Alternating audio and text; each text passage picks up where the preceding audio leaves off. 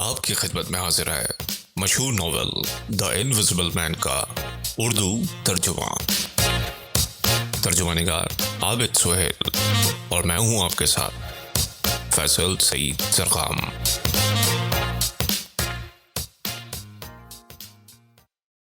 Chapter 1، انوکھے شخص کی آمد۔ فروری کے شروع کے دنوں میں ایک دن جب ڈھلانوں پر سال کی آخری اور زبردست برف باری ہو رہی تھی، بے حد سرد ہواؤں کے درمیان ایک اجنبی برامبل ہرسٹ ریلوے اسٹیشن سے پیدل چل کر نشیبی علاقے میں داخل ہوا۔ وہ اپنے ہاتھ میں جو دبیز دستانے میں روپوش تھا، ایک چھوٹا سا سیاہ بیگ لیے ہوئے تھا۔ سر سے لے کر پیر تک تو اس کا سارا جسم پوشاک سے ڈھکا ہوا تھا، لیکن ہیٹ کا آگے کا نرم حصہ کچھ اس طرح سے جھکا تھا کہ چمکدار ناک کے نتنوں کے علاوہ اس کا سارا چہرہ چھپ گیا تھا۔ اس کے کندھوں اور سینے پر برف جم گئی تھی، اور برف کی اس تہہ سے اس کے جسم پر بوجھ بڑھ گیا تھا۔ وہ کوچ اینڈ ہارسز سرائے میں لڑکھڑاتا ہوا داخل ہوا، کسی زندہ شخص سے زیادہ مردے کی طرح، اور اس نے اپنے چمڑے کا بیگ تقریباً پٹک دیا۔ آگ! وہ چلایا، بطور داد و دہش، ایک کمرہ اور آگ! اس نے شراب خانے میں اپنے جسم پر سے برف جھاڑی اور معاملات طے کرنے کے لیے مسز ہال کے پیچھے پیچھے ان کے مہمان خانے کی طرف بڑھا، اور بس اتنے سے تعارف کے بعد اس نے چند پاؤنڈ میز پر پٹک دیے اور کمرے اس کے ہو گئے۔ مسز ہال نے کمرے میں آگ روشن کی اور اس کے لیے خود ہی کھانا پکانے چلی گئی۔ اتنی شدید سردی کے دنوں میں کسی مہمان کی آئی پنگ میں آمد بس خوش قسمتی ہی تھی، اور مہمان بھی ایسا جس نے مول تول نہیں کیا۔ یہ سوچ کر اس نے طے کیا کہ وہ خود کو اس خوش قسمتی کی مستحق ثابت کر کے رہے گی۔ جو ہی نمک لگا خشک گوشت پکنے لگا اور ملی نامی اس کی کاہل معاون معمولی سی ڈانٹ ٹپٹ کے بعد تھوڑی سی چاق و چوبند ہو گئی، وہ کپڑا، پلیٹیں اور گلاس کمرے میں لے جا کر میز پر سجانے لگی، انتہائی تجھ کو احتشام کے ساتھ۔ کمرے میں آگ خوب دہک رہی تھی، لیکن مہمان اب بھی ہیٹ اور کوٹ پہنے ہوئے تھا۔ اس کی جانب پیٹھ کی ایک کھڑکی کے پاس کھڑا تھا، باہر کی برف باری پر نظریں گڑائے ہوئے۔ اسے حیرت ہوئی۔ اس نے اپنے ہاتھ جن پر دستانے چڑھے تھے پیچھے کی طرف باندھ رکھے تھے، اور لگتا تھا کہ وہ خیالوں میں کھویا ہوا ہے۔ اس نے دیکھا کہ اجنبی کے شانوں کی باقی ماندہ برف پگھل رہی ہے اور پانی کے قطرے قالین پر ٹپک رہے ہیں۔ آپ فرمائیں تو میں آپ کا کوٹ اور ہیٹ باورچی خانے میں لے جا کر خوب اچھی طرح سکھا لاؤں۔ نہیں، اس نے مڑے بغیر کہا۔ مسز ہال کو یقین نہیں تھا کہ انہوں نے مہمان کا جواب سنا بھی ہے یا نہیں، اور وہ اپنا سوال دہرانے جا رہی تھی کہ اس نے گردن موڑ کر ان کی طرف دیکھتے ہوئے کہا، میں انہیں پہنے ہی رہنا چاہتا ہوں۔ یہ بات اس نے زور دے کر کہی۔ اسی وقت اس نے محسوس کیا کہ وہ ایک بڑا سا نیلا چشمہ، جس کے دونوں سرے روشنی کے لیے کھلے ہیں، لگائے ہوئے تھے، اور اس کے ایک جھاڑیوں کے سے گل مچھوں نے جو کوٹ کے کالر پر پھیلے ہوئے ہیں، گالوں اور چہرے کو پوری طرح ڈھانپ دیا ہے۔ بہت خوب جناب، مسز ہال نے کہا، جو بھی آپ پسند فرمائیں، تھوڑی دیر میں کمرہ اور گرم ہو جائے گا۔ اس نے کوئی جواب نہیں دیا اور چہرہ دوبارہ دوسری طرف کر لیا، اور مسز ہال نے یہ سوچ کر کہ زیادہ بات چیت کے لیے یہ وقت مناسب نہیں ہے، باقی چیزیں بھی میز پر جلدی جلدی چن دیں اور کمرے سے باہر نکل گئیں۔ وہ واپس آئیں تو بھی وہ اسی طرح کھڑا تھا، پتھر کے بت کی طرح۔ اس کی پیٹھ پر کوبڑ سا نکل آیا تھا کالر اس نے کھول لیے تھے اور ہیٹ کا آگے کا حصہ اس قدر جھکا ہوا کہ اس کا چہرہ اور کان پوری طرح ڈھک گئے تھے۔ مسز ہال نے سالن اور انڈے میز پر اس طرح رکھے کہ ہلکی سی آواز پیدا ہو گئی اور انہوں نے صرف مطلع کرنے کے بجائے قدرے زور سے کہا، آپ کا کھانا لگا دیا گیا ہے جناب۔ اسی وقت اس نے کہا، شکریہ، اور مسز ہال کے دروازہ بند کرنے تک اپنی جگہ سے اس نے ذرا بھی جنبش نہیں کی۔ لیکن فوراً بعد اس نے یکایک رخ بدلا اور خاصی تیزی اور بےتابی سے میز کی طرف بڑھا، اور جب وہ باہر سے ہوتی ہوئی باورچی خانے میں پہنچی تو انہوں نے تھوڑے تھوڑے وقفے سے ایک آواز سنی، چرک چرک چرک، ایسی آواز جیسے چمچہ کسی برتن کے پیندے میں جلدی جلدی کچھ کھرچ رہا ہو۔ وہ لڑکی، انہوں نے کہا، وہ ہے وہاں، میں بالکل بھول گئی تھی، اب یاد آئی ہے۔ اور سرسوں کے بیج پھیٹنے کے بعد انہوں نے ملازمہ ملی کو اس کی کاہلی کے لیے 2-4 سلواتیں سنائیں۔ اس سارے دوران جب انہوں نے ران کا گوشت اور انڈے کا سالن پکایا، میز سجائی اور بہت سا دوسرا کام کیا، ملی رائی پیسنے میں بس دیر پر دیر کرتی رہی تھی، اور وہ بھی نئے مہمان کے لیے جو قیام کرنا چاہتا ہے۔ اس کے بعد انہوں نے سرسوں کی چٹنی پیالے میں اونڈیلی اور اسے سنہری اور سیاہ چائے کی ٹرے پر اہتمام سے رکھ کر مہمان کے کمرے کی طرف بڑھی۔ انہوں نے دروازہ دھیرے سے کھٹکھٹایا اور جلدی سے کمرے میں داخل ہو گئی، اور اسی دوران انہوں نے مہمان کو تیزی سے حرکت کرتے ہوئے دیکھا، کچھ اس طرح کہ وہ کسی سفید سی چیز کو مڑتے اور میز کے پیچھے غائب ہوتے ہی دیکھ سکیں۔ ایسا لگا جیسے وہ میز کے نیچے سے کچھ اٹھا رہا ہو۔ اس نے چٹنی کا پیالہ میز پر اس طرح رکھا کہ کچھ کھڑپڑ ہوئی، اور اسی وقت انہیں احساس ہوا کہ اس نے اوور کوٹ اور ہیٹ اتار کر آتش دان کے سامنے ایک میز پر رکھ دیا ہے، اور بھیگے ہوئے جوتے آتش دان کے جنگلے کو زنگ آلود کر سکتے ہیں۔ وہ ان چیزوں کی جانب ثابت قدمی سے بڑھی اور بولی، لگتا ہے ان چیزوں کو سکھانے کے لیے مجھے لے جانا ہی ہوگا۔ یہ بات کچھ اس انداز سے انہوں نے کہی تھی کہ کسی کے لیے انکار کرنا مشکل تھا۔ ہیٹ یہیں چھوڑ دو، اس نے ہڑبڑائی ہوئی آواز میں کہا۔ اسی دوران وہ مڑی تو انہوں نے دیکھا کہ اس نے سر اٹھا لیا تھا اور اسے دیکھ رہا تھا۔ ایک لمحے تک وہ اسے منہ پھاڑے دیکھتی رہیں، اور اس قدر حیرت زدہ ہو گئیں کہ ان کے منہ سے ایک لفظ نہ پھوٹا۔ وہ ایک سفید کپڑا ہاتھ میں لیے ہوئے تھا، کپڑا کیا زانو پوش تھا جو وہ اپنے ساتھ لایا تھا، اور کچھ اس طرح کہ اس کے جبڑے اور منہ اس سے بالکل چھپ گئے تھے، اور اسی وجہ سے اس کی آواز غیر واضح اور گھٹی گھٹی سی ہو گئی تھی۔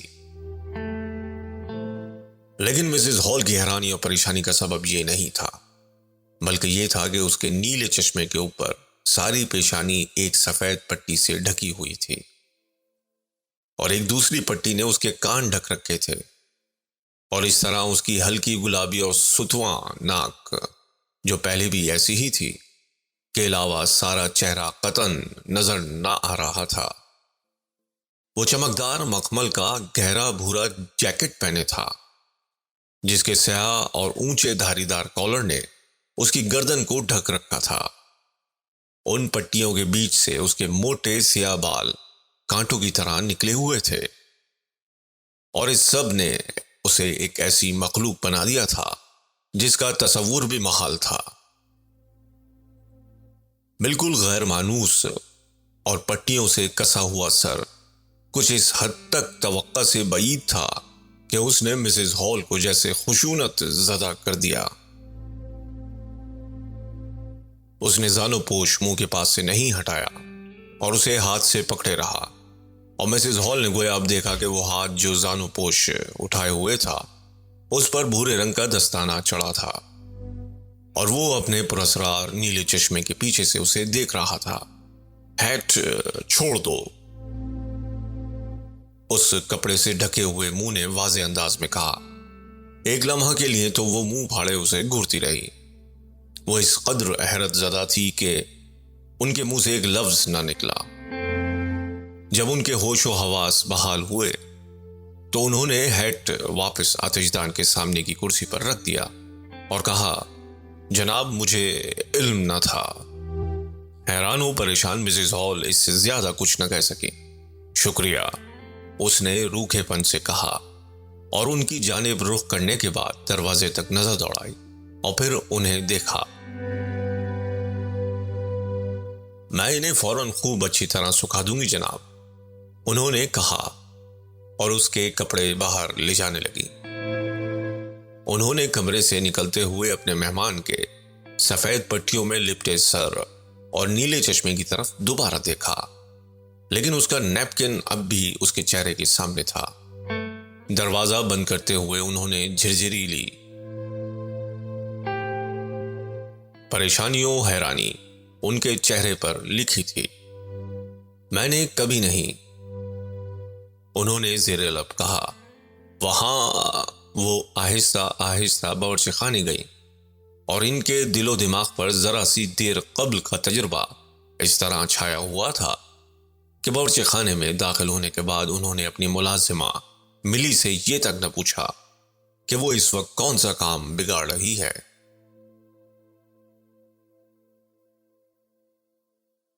مہمان کرسی پر بیٹھا بیٹھا واپس جاتے ہوئے قدموں کی آواز سنتا رہا اور اس نے منہ پر سے زانو پوش ہٹانے اور کھانا دوبارہ شروع کرنے سے قبل تفتیشی نظروں سے کھڑکی کی جانب دیکھا۔ اس نے ایک بھرپور نوالا لیا، مشکوک نظروں سے کھڑکی کی طرف دیکھا، ایک اور بڑا سا نوالا لیا اور زانو پوش اپنے ہاتھ میں لیے کھڑکی تک گیا۔ پردہ اس جگہ تک کھینچ دیا جہاں نیچے والے خانوں کو تنزیب نے ڈھک رکھا تھا۔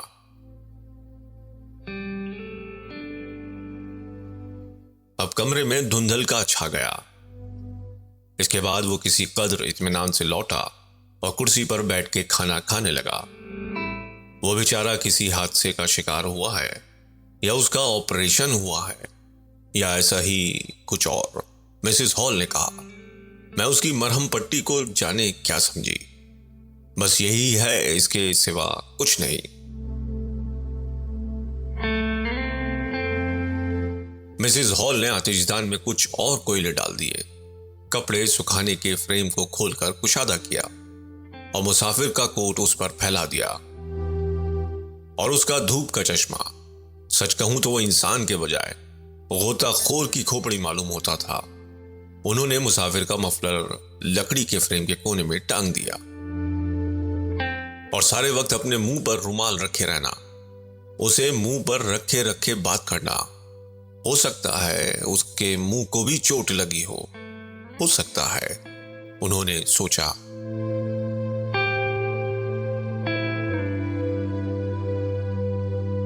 انہوں نے ایک چکر لگایا جیسا کہ اس وقت ہوتا ہے جب کسی کو کوئی بات یکا یک یاد آ جائے۔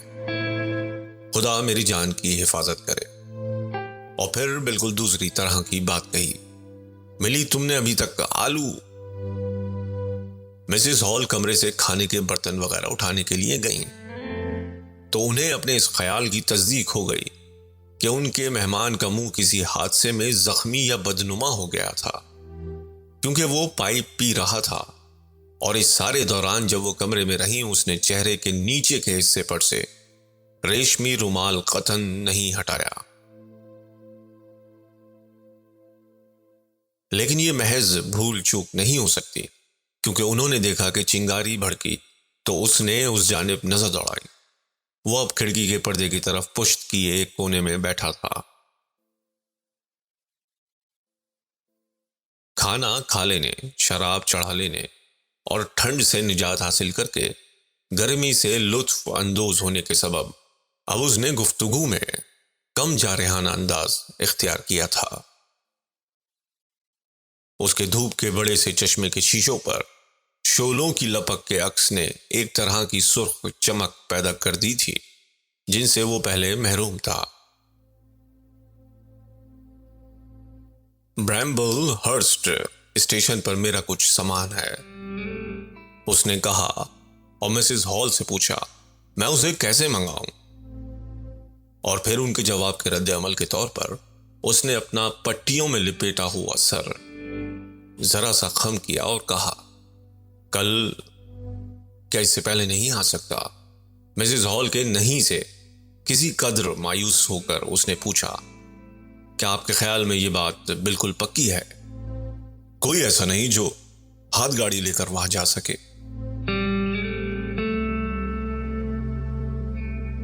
مسز ہال نے جو ہر کام کے لیے تیار رہتی ہیں 2 پہیہ گاڑی کے سلسلے میں اس کے سوالوں کے جواب دیے اور اس طرح بات چیت کا سلسلہ شروع ہو گیا۔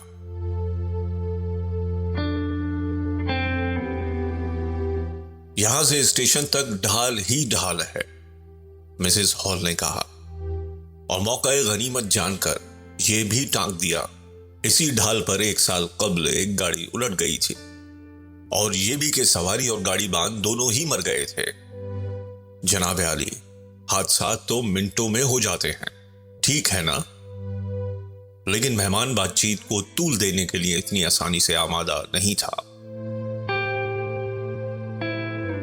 ہاں یہ تو ہوتا ہے، اس نے اپنا مفلر ہٹائے بغیر جواب دیا اور اپنے چشمے کے شیشوں سے جس کے اس پار کوئی نہیں دیکھ سکتا تھا خاموشی سے مسز ہال پر نظر ڈالی۔ لیکن ٹھیک ہونے میں بڑی دیر لگتی ہے کہ نہیں؟ میرا بڑا بھانجا، میری بہن کا لڑکا، چارے کے کھیت میں ایک بار درانتی پر گر پڑا اور اس کا بازو زخمی ہو گیا۔ بس جناب، خدا میرا بھلا کرے، پٹیاں اس کے 3 مہینے تک بندھی رہیں۔ صاحب آپ کو یقین نہیں آئے گا، لیکن مجھے تو تب سے درانتی دیکھ کر ہی ڈر لگتا ہے۔ ٹھیک ہے، میں تمہاری بات سمجھتا ہوں، مہمان نے کہا۔ وہ بہت ڈر رہا تھا جناب، جب اسے معلوم ہوا کہ آپریشن بھی کرنا پڑ سکتا ہے، وہ اس قدر پریشان تھا۔ مہمان نے یکایک کہا لگایا۔ یہ کہا کچھ ایسا تھا جیسے اس نے ڈانٹ پھٹکار کو اپنے منہ میں کچل دیا ہو۔ ارے وہ اس قدر خوفزدہ ہو گیا تھا، اس نے کہا۔ جی ہاں جناب، وہ بہت ڈر رہا تھا۔ ان کے لیے اس میں ہنسی کی کوئی بات نہیں تھی۔ مجھے اور میری بہن کو بہت پریشانی ہوئی۔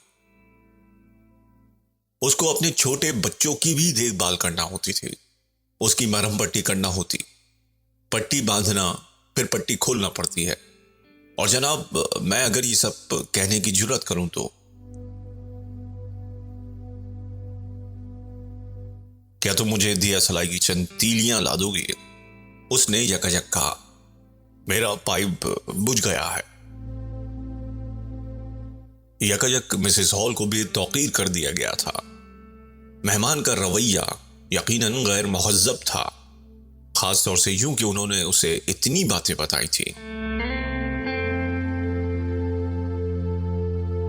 انہوں نے اسے پریشانی سے دیکھا، لیکن اسی وقت انہیں وہ 2 پاؤنڈ یاد آ گئے جو مہمان نے انہیں دیے تھے۔ وہ دیا سلائی لینے چلی گئی، اور جیسے ہی انہوں نے دیا سلائیاں لا کر اس کے پاس رکھی، اس نے شکریہ کہتے ہوئے پیٹھ موڑ لی اور دوبارہ کھڑکی کی طرف دیکھنے لگا۔ یہ عمل واضح ناپسندیدگی کا تھا۔ ظاہر ہے وہ آپریشن اور پٹیوں وغیرہ کے سلسلے میں حساس تھا۔ یہ بات کہنے کی انہیں ہمت تو نہیں ہوئی، لیکن بہرحال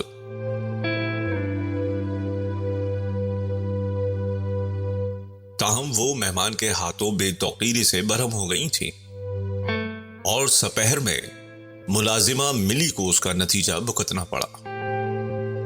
مہمان اپنے کمرے میں شام کے 4 بجے تک رہا، اور اس نے کسی کو مداخلت کرنے کا کوئی موقع نہ دیا۔ اس دوران کے زیادہ تر وقفے میں اس نے شاید کچھ ایسی سرگرمی نہیں دکھائی۔ ایسا لگتا ہے کہ وہ اس سارے وقت جب دھندل کا بڑھ رہا تھا، آتش دان کی روشنی میں بیٹھے بیٹھے بس پائپ پیتا یا شاید اونگتا رہتا۔ ممکن ہے کہ کسی ایسے شخص نے جو کان لگائے ہو تو ایک بار اسے آتش دان کے پاس بات کرتے سنا ہو، اور 5 منٹ تک کمرے میں اس کے ٹہلنے کی آواز بھی۔ ایسا لگتا تھا کہ وہ خود سے باتیں کر رہا ہو۔ اس کے بعد وہ کرسی پر دوبارہ بیٹھا تو وہ چرمرائی۔ دوسرا باب، مسٹر ٹیڈی ہینفرے کے اولین تاثرات۔ تقریباً 4 بجے جب خاصا اندھیرا چھا گیا تھا، مسز ہال مہمان کے کمرے میں جا کر یہ پوچھنے کے لیے کہ کیا وہ چائے پیے گا ہمت مجتمع کر رہی تھی کہ گھڑی ساز ٹیڈی ہینفرے بار میں آیا اور مسز ہال کو سلام بچلایا۔ پھر اس نے کہا، لیکن موسم بڑا ظالم ہو رہا ہے، خاص طور سے اگر آپ نازک جوتے پہنے ہوں۔ باہر بھاری برفباری ہو رہی ہے۔ مسز ہال نے اس کے خیال سے اتفاق ظاہر کیا اور تب ان کی نظر اس کے تھیلے پر پڑی۔ مسٹر ٹیڈی، مسز ہال نے کہا، اب تم یہاں آ ہی گئے ہو تو کیا اچھا ہو کہ دیوان خانے کی پرانی گھڑی ذرا دیکھ لو۔ گھڑی کام کر رہی ہے، گھنٹہ بھی ٹھیک سے بجاتی ہے، لیکن اس کی گھنٹہ دکھانے والی سوئی 6 پر اٹکی ہوئی ہے۔ اور پھر سارا راستہ طے کر کے وہ دیوان خانے کے دروازے پر پہنچی۔ انہوں نے دروازہ آہستہ سے کھٹکھٹایا اور اندر داخل ہو گئی۔ کمرے میں داخل ہوتے ہی انہوں نے دیکھا کہ ان کا مہمان آگ کے سامنے ہتے دار کرسی پر بیٹھا ہوا شاید اونگ رہا ہے اور پٹیوں میں کسا ہوا اس کا سر ایک طرف کو ڈھلک گیا ہے۔ کمرے میں صرف آگ کی روشنی تھی جس سے اس کی آنکھیں بس اس حد تک چمک رہی تھی جیسے ریلوے کے سگنلز پیچھے سے چمکتے ہیں۔ لیکن اتنی سی روشنی اور کھلے دروازے سے آنے والے اجالے میں مسز ہال کے مہمان کا ڈھلکا ہوا چہرہ اندھیرے میں ڈوبا ہوا تھا۔ مسز ہال کے لیے ہر چیز بے رنگ، دھندلی اور غیر واضح تھی، خاص طور سے یوں کہ انہوں نے ابھی بار کا لیمپ روشن کیا تھا اور ان کی آنکھیں خیرہ ہو گئی تھی۔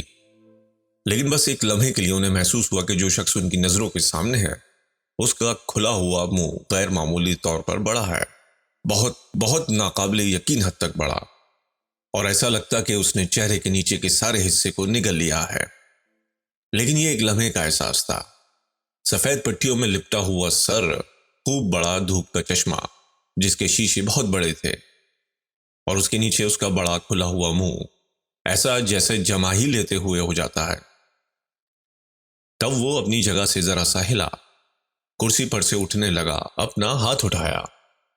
مسز ہال نے دروازہ پارٹوں پارٹ کھول دیا تو کمرے میں اجالا ہو گیا۔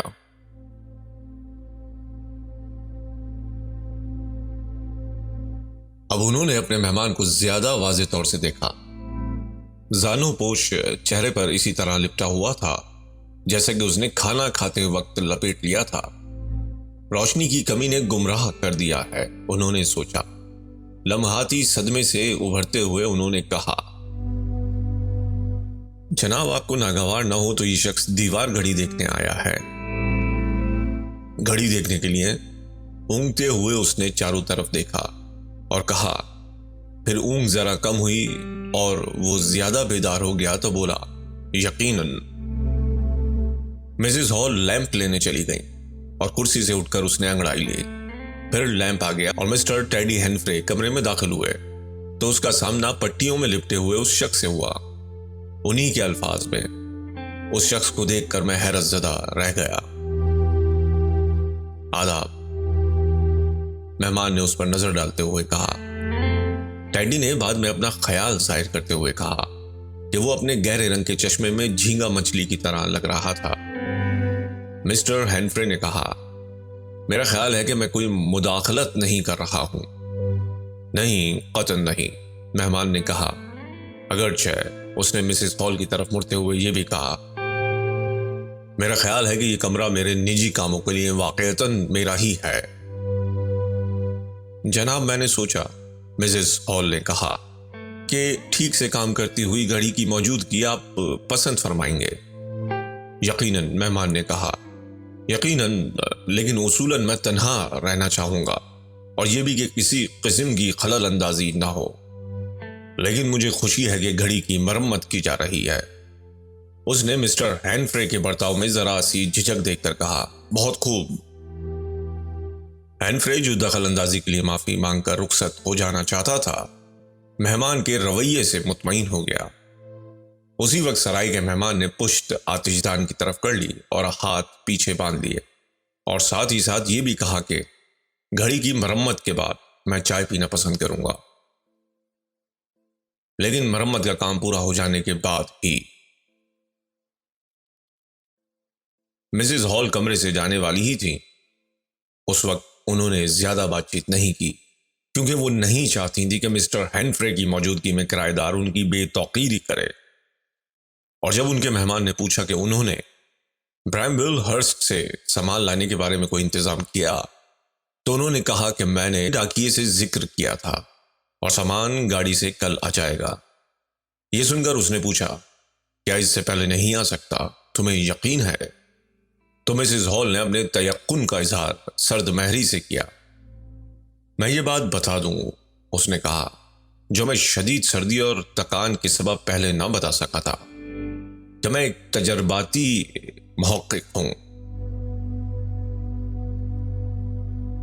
واقعی جناب، مسز ہال بہت متاثر ہوئی، اور میرا سامان آلات اور اوزاروں وغیرہ پر مشتمل ہے۔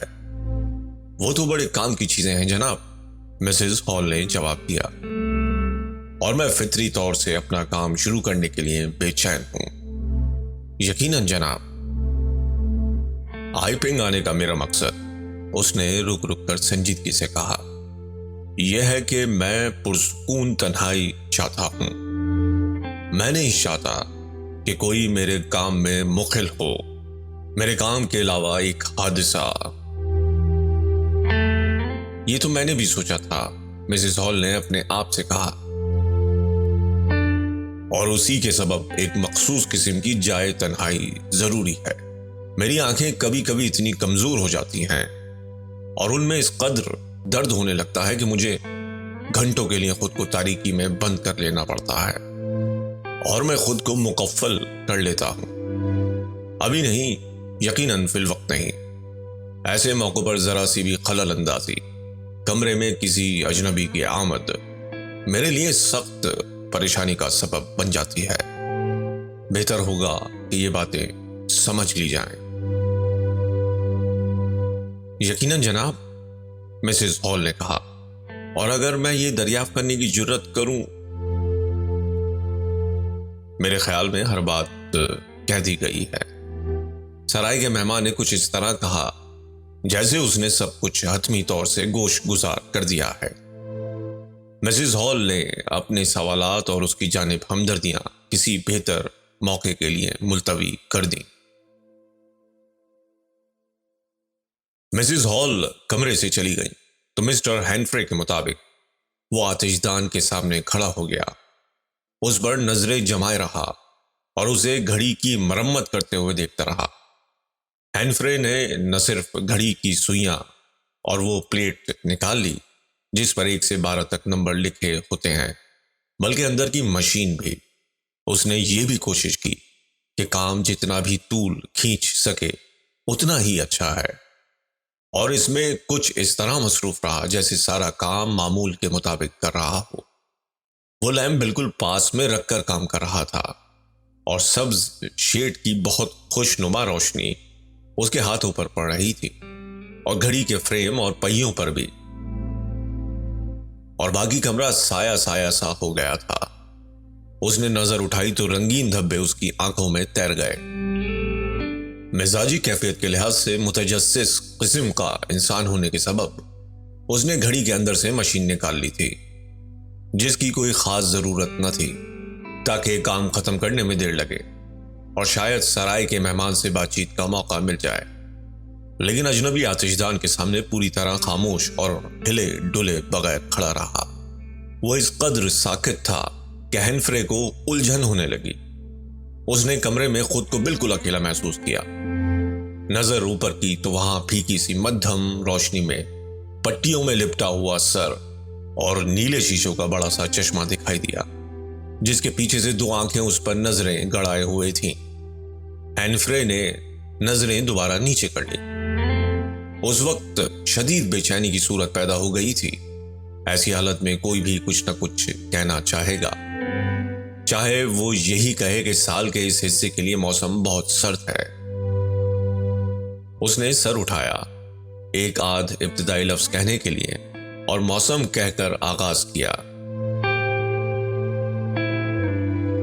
تم اپنا کام ختم کر کے یہاں سے جاتے کیوں نہیں؟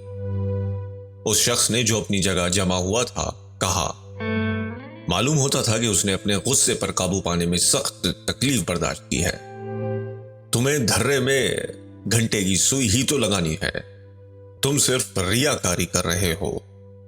جی ہاں جناب، صرف 1 منٹ اور، میں ادھر ادھر کی چیزیں دیکھنے لگا تھا۔ ہینفرے نے کام ختم کیا اور چلتا بنا، لیکن بہت جزبز ہوتے ہوئے۔ خدا بچائے، گاؤں کی پگھلتی ہوئی برف پر مشکل سے قدم بڑھاتے ہوئے مسٹر ہینفرے نے اپنے دل میں کہا، آخر انسان کبھی کبھی تو دیوار گھڑی کی مرمت کر سکے۔ اور پھر اس نے یہ بھی کہا، اور کیا تم ایسے بدصورت شخص پر کوئی نظر نہیں ڈال سکتا؟ اور ایک بار پھر دل ہی دل میں، ایسا نہیں لگتا اگر پولیس تمہاری تلاش میں ہے تو تم خود کو پٹیوں میں اور زیادہ نہیں لپیٹ سکتے۔ گلیسنز کارنر کے کونے پر اس کی نظر ہال پر پڑی، جس نے کوچ اینڈ ہارسز کی مالکہ سے حال ہی میں شادی رچائی تھی، اور وہ اس وقت سیڈر برج جنکشن سے آ رہا تھا۔ ہال اب آئپنگ میں سواری گاڑی چلاتا اور لوگوں کو ضرورت ہوتی تو انہیں سیڈر برج جنکشن پہنچا دیتا۔ اس وقت وہ وہاں سے واپس آ رہا تھا اور ایسا لگتا تھا کہ سواری پہنچا کر وہ وہاں کچھ دیر رک گیا تھا اور اسی لیے واپسی میں دیر ہو گئی تھی۔ ہینفرے کی نظر اس پر پڑی تو اس نے چلتے چلتے کہا، اوئے ٹیڈی، تمہارے گھر پر رم کی ایک بوتل رکھی ہے؟ ٹیڈی نے کہا۔ ہال نے بہت ملنساری اور یار باشی سے دریافت کیا، وہ ہے کیا؟ کوچ اینڈ ہارسز میں رم کی صورت کا ایک مسافر ٹھہرا ہوا ہے، ٹیڈی نے کہا۔ میں شرط لگا سکتا ہوں۔ اور اس شاندار مہمان کی تفصیلات بتانے کے لیے وہ ہال کی طرف بڑھا۔ اس کی شبیہ ایسی ہے جیسے بھیس بدلے ہوئے ہو۔ میں اپنے گھر پر کسی کو ٹھہراؤں تو اس کی صورت تو ضرور دیکھنا چاہوں گا، ہینفرے نے کہا۔ لیکن اجنبیوں کا جہاں تک تعلق ہے، عورتیں ان پر بڑی جلدی بھروسہ کر لیتی ہیں۔ ہال، اس نے تمہارے یہاں کمرے لے لیے ہیں اور اپنا نام تک نہیں بتایا ہے۔ ایسی بات نہ کہو، ہال نے جو غور و فکر کے بارے میں کاہل الوجود قسم کا انسان تھا کہا۔ یہی ہوا ہے، ٹیڈی نے کہا، اسی ہفتے، اور 1 ہفتے سے پہلے تو تم اس سے چھٹکارا حاصل نہیں کر سکتے، اور وہ کہتا ہے کہ اس کا بہت سا سامان کل آ رہا ہے۔ خدا کرے بکسوں میں پتھر ہی پتھر نہ ہو، اس نے ہال سے کہا۔ اس نے ہال کو بتایا کہ ہیسٹنگز میں ایک اجنبی نے میری چچی کو چمڑے کا خالی بکس دکھا کر کیسے لوٹ لیا۔ یہ سب بتا کر اس نے ہال کو کسی نہ کسی حد تک شبہ میں تو ڈال ہی دیا۔ ٹیڈی اپنے دماغ کا خاصا بوجھ اتار کے دھیرے دھیرے چل پڑا۔ بڈھی لڑکی، اب اٹھ کھڑی ہو، ہال نے کہا۔ مجھے لگتا ہے کہ اس سلسلے میں کچھ کرنا ہی پڑے گا۔ بجائے اس کے کہ ہال معاملے کی چھان بین کرتا، اس کی بیوی نے سیڈر برج میں اس قدر وقت ضائع کرنے کے لیے اسے آڑے ہاتھوں لیا، اور اس نے تھوڑا بہت جو بھی پوچھا اس کا جواب گول مول اور چڑچڑے پن سے دیا۔ لیکن اس ہمت شکنی کے باوجود ٹیڈی نے شکوت و شبہات کے جو بیج بو دیے تھے، انہوں نے مسٹر ہال کے دماغ میں جڑیں پکڑ لی تھی۔ تم عورت لوگ کچھ نہیں جانتے، مسٹر ہال نے کہا، اور اولی موقع ملتے ہی اپنے سرائے کے مہمان کی شخصیت کے بارے میں کچھ اور معلومات حاصل کرنے کا پکا ارادہ کر لیا۔ اور جیسے ہی 9:30 بجے رات کے قریب سرائے کا مہمان سونے کے لیے لیٹا، ہال بہت جارحانہ انداز میں نشست گاہ میں داخل ہوا اور اس نے اپنی بیوی کے فرنیچر کا خوب اچھی طرح معائنہ کیا، جیسے وہ یہ دکھانا چاہتا ہو کہ مہمان اس جگہ کا مالک نہیں ہے۔ اس نے اس کاغذ کا بھی جس پر اس مہمان نے اپنے علم الحساب کا کوئی فارمولا لکھا تھا اور وہاں چھوڑ گیا تھا، باریکی اور کسی قدر حقارت سے جائزہ لیا، اور سوتے وقت اس نے اپنی بیوی کو ہدایت کی کہ کل جب اس کا سامان آئے تو اس کی خوب اچھی طرح دیکھ بھال کر لے۔ لیکن مسز ہال نے کہا، تم اپنے کام سے کام رکھو، میں اپنے کام سے کام رکھوں گی۔ مسز ہال اپنے شوہر کی بات کاٹنے پر یوں زیادہ راغب تھی کہ اس مہمان میں بلا شبہ غیر معمولی قسم کا اجنبی پن تھا، اور خود انہیں بھی اس کے بارے میں کچھ خاص اعتماد نہ تھا۔ رات کے درمیانی حصے میں انہوں نے خواب میں دیکھا کہ شلجم کی طرح کے بہت سے سفید سر، جن کی گردنیں بہت لمبی ہیں اور آنکھیں سیاہ اور بہت بڑی بڑی، اس کا پیچھا کر رہے ہیں۔ لیکن وہ چونکہ سمجھدار خاتون تھی، اس لیے انہوں نے اپنے خوف پر قابو پا لیا اور دوبارہ سو گئی۔ تیسرا باب، چیپٹر 3، 1001 بوتلیں۔ 29 فروری کو صبح صبح ایک اجنبی شخص برف پگھلنے کا موسم شروع ہوتے ہی جانے کہاں سے آئی پنگ نامی گاؤں میں آ گیا۔ دوسرے دن اس کا سامان کیچڑ میں لت پت سڑکوں پر سے ہوتا ہوا اس تک پہنچ گیا، اور یہ سامان بہت غیر معمولی تھا۔ اس سامان میں چند ٹرنک ایسے تھے جن کی ہر معقول شخص کو ضرورت ہوتی ہے، لیکن ان کے علاوہ کتابوں کا ایک بکس تھا جس میں بڑی اور دبیز کتابیں تھیں، اور چند ایسی جن کی تحریر پڑھنا مشکل تھا، اور درجن بھر سے زیادہ لکڑی کے بکس، دوسری طرح کے صندوق اور خانے جن میں ایسی چیزیں رکھی تھی جو گھاس پھوس میں پیک کی گئی تھی، اور جنہیں تجسس کے سبب گھاس پات ہٹا کر دیکھنے کی وجہ سے ہال کو یہ ساری باتیں معلوم ہوئی تھیں۔ یہ اجنبی ہیٹ، کوٹ، دستانے اور پٹیوں میں ملفوف فیئر انسائڈ کی گاڑی میں رکھے ہوئے سامان کو دیکھنے کے لیے اپنے کمرے سے بے چین ہو کر نکل آیا۔ اس وقت ہال ہلکی پھلکی باتیں کر رہا تھا جو اس طرح کے کام جیسے کہ گاڑی کو اندر کھینچنا میں معاون ہوتی ہیں۔ وہ اجنبی اسی وقت باہر آیا اور اس کی نظر فیئر انسائڈ کے کتے پر نہیں پڑی جو بس یوں ہی اس کی ٹانگیں سونگ رہا تھا۔ یہ سامان لے آؤ، اس نے کہا، میں خاصی دیر سے اس کا انتظار کر رہا تھا۔ یہ کہتے ہوئے وہ زینے اتر کے گاڑی کے پچھلے حصے تک آ گیا، جیسے کہ چھوٹے موٹے بکس وہ خود اٹھا لے گا۔ جیسے ہی فیئر انسائڈ کے کتے نے اسے دیکھا، اس نے بال کھڑے کر لیے اور زور زور سے غرایا اور بھونکنا شروع کیا، اور جب وہ تیزی سے زینے پار کر کے نیچے آیا تو کتا زور سے اچھلا اور اس کے ہاتھ تک پہنچ گیا۔ یہ دیکھ کر ہال نے چلا کر ہوش کہا اور تیزی سے پیچھے پلٹا، کیونکہ کتوں کے معاملے میں وہ کچھ ایسا جری نہیں تھا، اور فیئر انسائڈ نے کتے کو ڈانٹ پلائی، لیٹ جاؤ، اور اس کی زنجیر کھینچی۔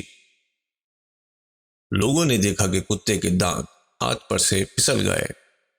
پھر انہوں نے اس کے لات کھانے کی آواز سنی، اسے اجنبی کے پیروں کو گرفت لیتے ہوئے دیکھا اور اس کے پتلون کے پھٹنے کی آواز سنی۔ اس کے بعد فیئر انسائڈ کے کوڑے کا آخری سرا کتے تک پہنچ گیا اور وہ دہشت زدگی کے عالم میں گاڑی کے پہیوں کے درمیان لیٹ گیا۔ یہ سب کچھ بمشکل آدھے منٹ میں ہو گیا۔ کسی نے کچھ نہیں کہا، سب چلانے لگے۔ اجنبی نے جلدی سے اپنے پھٹے ہوئے دستانے کو دیکھا اور پھر اپنی ٹانگ کو۔ پھر کچھ دیر ایسا لگا کہ وہ اپنی ٹانگ کی جانب جھک جانا چاہتا ہو، لیکن وہ پلٹ کر تیزی سے زینے چڑھتے ہوئے سرائے میں داخل ہو گیا۔ لوگوں نے اس کے راہ گزر پار کرنے اور قالین سے مورا زینے طے کرنے کی آواز سنی۔ او جنگلی کتے، فیئر انسائڈ چلایا اور کوڑا ہاتھ میں لیے ہوئے گاڑی سے کودا۔ کتا پہیوں کی آڑ سے اسے دیکھتا رہا۔ یہاں آؤ، فیئر انسائڈ نے کہا۔ بہتر تو یہ ہوتا کہ تم۔ اس دوران ہال منہ پھاڑے کھڑا تھا۔ کتے نے اسے کاٹ لیا۔ ہال نے کہا، میں جا کر اسے دیکھوں گا، کہہ کر وہ اجنبی کے پیچھے لپکا۔ راہداری میں اس کی ملاقات مسز ہال سے ہوئی۔ گاڑی والے کے کتے نے اسے کاٹ لیا ہے، اس نے کہا۔ ہال سیدھا اوپر چلا گیا اور اجنبی کا دروازہ چونکہ اندر سے بند نہیں تھا اس لیے اس نے اسے پارٹوں پارٹ کھول لیا، کسی اہتمام کے بغیر، کیونکہ وہ فطری طور پر ہمدردانہ مزاج کا مالک تھا۔ کھڑکی پر پردہ پڑا ہوا تھا اور کمرے میں بہت کم روشنی آ رہی تھی۔ اس نے ایک عجیب و غریب چیز دیکھی، ایک ایسا بازو جس میں ہاتھ نہیں نظر آ رہا تھا، اس کی جانب بڑھ رہا تھا۔ اس نے ایک ایسا سفید چہرہ بھی دیکھا جس پر جگہ جگہ بڑے دھبے تھے، پھیکے رنگ کے پینسی نامی پھول کی طرح۔ اسی وقت اس کے سینے پر ایک زوردار گھونسا پڑا، اسے دھکیل کر باہر کر کے دروازہ اندر سے بند اور مقفل کر لیا گیا۔ یہ سب کچھ اس قدر تیزی سے ہوا کہ وہ کچھ سمجھ ہی نہ پایا۔ ایک ایسی چیز کا ہلنا ڈلنا جس کی شکل و صورت کا قیاس کرنا بھی مشکل ہے، ایک گھونسا اور ایک زوردار دھکا، اور کمرے کے باہر کی چھوٹی سی ہموار جگہ پر جہاں تھوڑا سا اندھیرا تھا، وہ حیران و پریشان کھڑا سوچ رہا تھا کہ اس نے کیا دیکھا تھا۔ منٹ 2 منٹ بعد وہ اس بھیڑ میں پھر شامل ہو گیا جو کوچ اینڈ ہارسز کے باہر جمع ہو گئی تھی۔ وہاں فیئر انسائٹ لوگوں کو سارا واقعہ دوسری بار بتا رہا تھا۔ وہاں مسز ہال بھی تھی جو کہہ رہی تھی کہ اس کتے کو میرے مہمان کے ساتھ یہ ہرگز نہیں کرنا چاہیے تھا۔ اس جگہ سڑک کی دوسری جانب کا دکاندار ہاکسٹر بھی تھا، چھان بین کرنا جس کی سرشت تھی۔ فورج جوڈیشل کا سینڈی وارڈ گراس تھا، اور عورتیں اور بچے، اور وہ سب بے وقوفی کی باتیں کر رہے تھے۔ وہ مجھے بھی کاٹ سکتا تھا، ایسا کتا رکھنا ٹھیک نہیں، اور اسی قسم کی دوسری باتیں۔ مسٹر ہال جس نے زینوں پر سے انہیں دیکھا اور ان کی جو باتیں سنی تو اس کے بعد انہیں لگا کہ اوپر جو کچھ ہوا تھا وہ کچھ ایسا خاص نہیں تھا۔ اس کے علاوہ ان کے پاس اتنے بہت سے الفاظ بھی نہیں تھے کہ وہ اپنے تاثرات بیان کر سکے۔ بیوی کے ایک سوال کے جواب میں اس نے کہا، وہ کسی قسم کی مدد نہیں چاہتا، ہمارے لیے اچھا یہ ہوگا کہ اس کا ساز و سامان اندر پہنچا دیں، اسے کسی گرم آلے سے داغا ضرور جانا چاہیے۔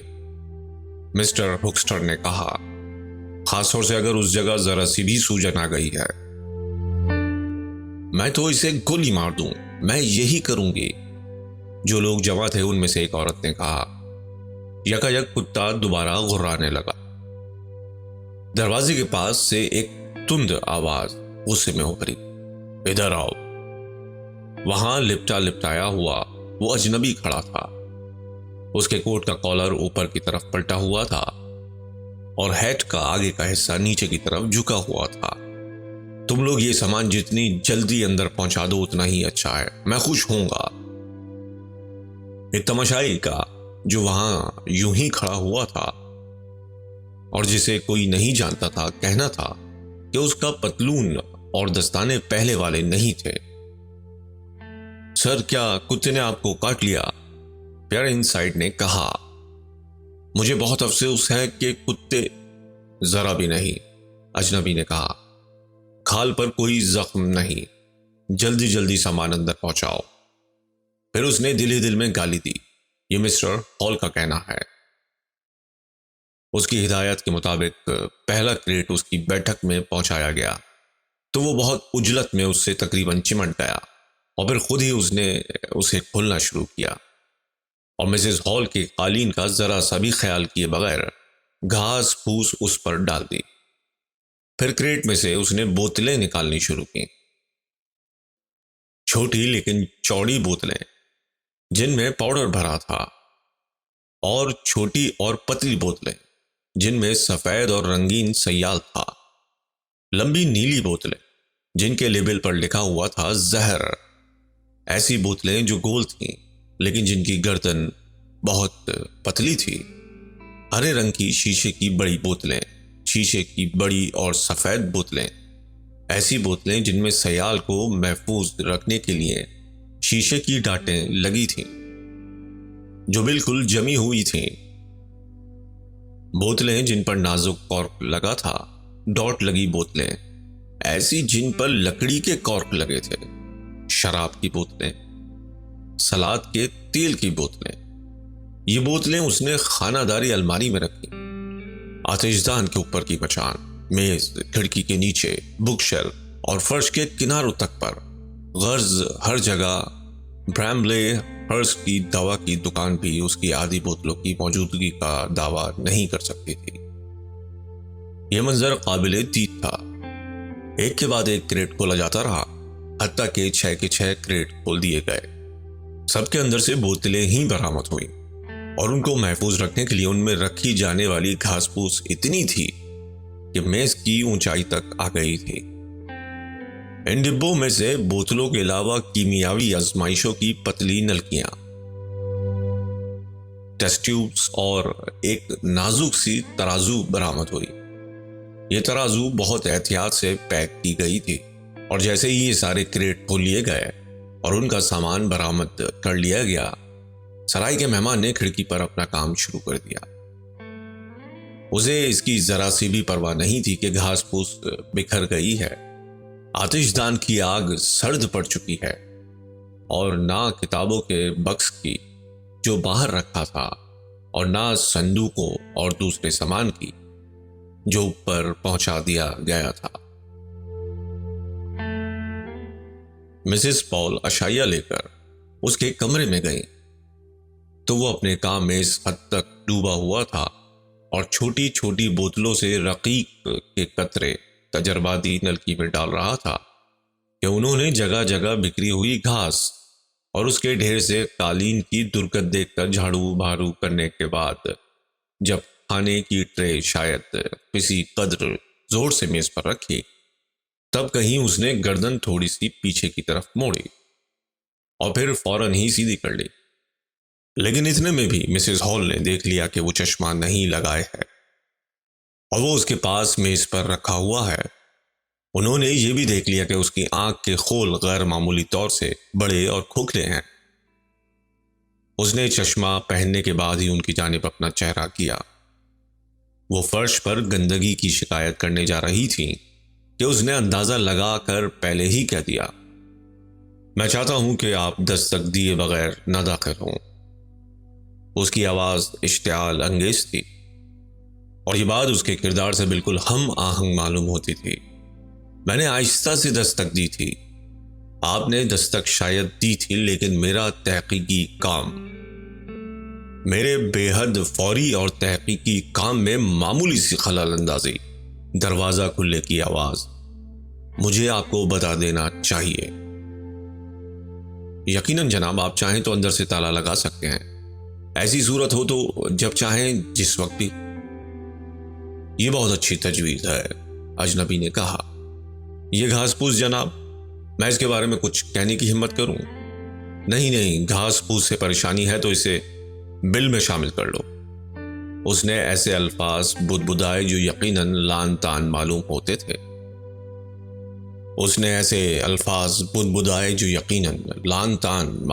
تھے۔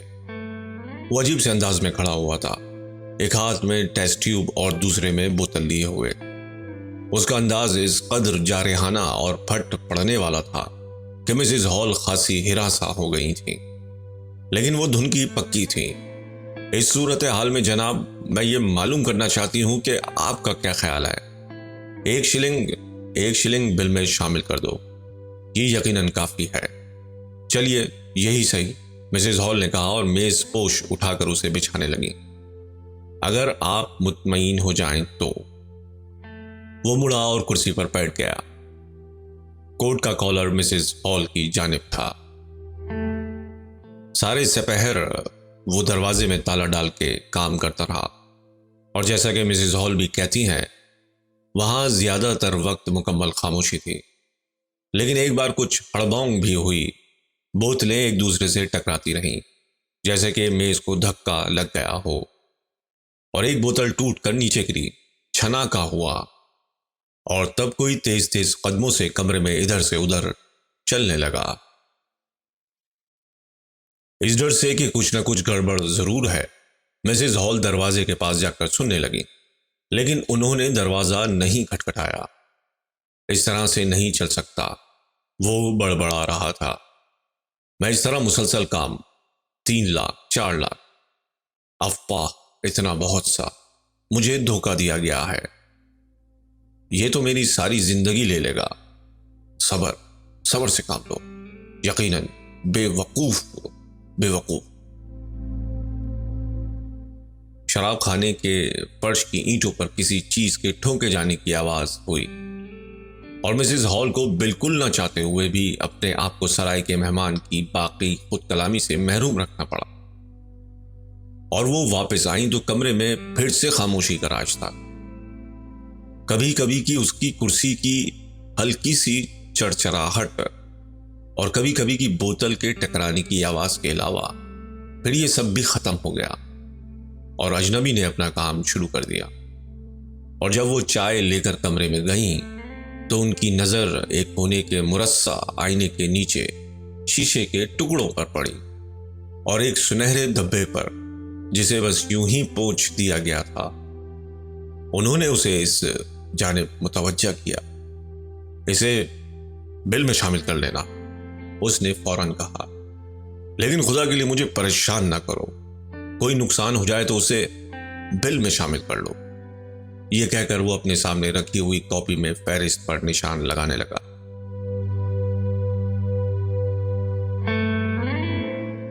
میں تمہیں کچھ بتاؤں گا، فیرنسائڈ نے پرسرار طور سے کہا۔ شام ہوئے ذرا دیر ہو چکی تھی، اور اس وقت وہ آئپنگ ہینگس کی بیئر کی مختصر سی دکان میں تھے۔ ہاں ہاں کہو، ٹیڈی ہینفرے نے کہا۔ یہ شخص جس کی تم بات کر رہے ہو، جس کو میرے کتے نے کاٹا تھا، وہ بالکل سیاہ ہے، کم سے کم اس کی ٹانگیں تو سیاہ ہی تھیں۔ میں نے اس کے پھٹے ہوئے پتلون اور دستانوں سے دیکھا۔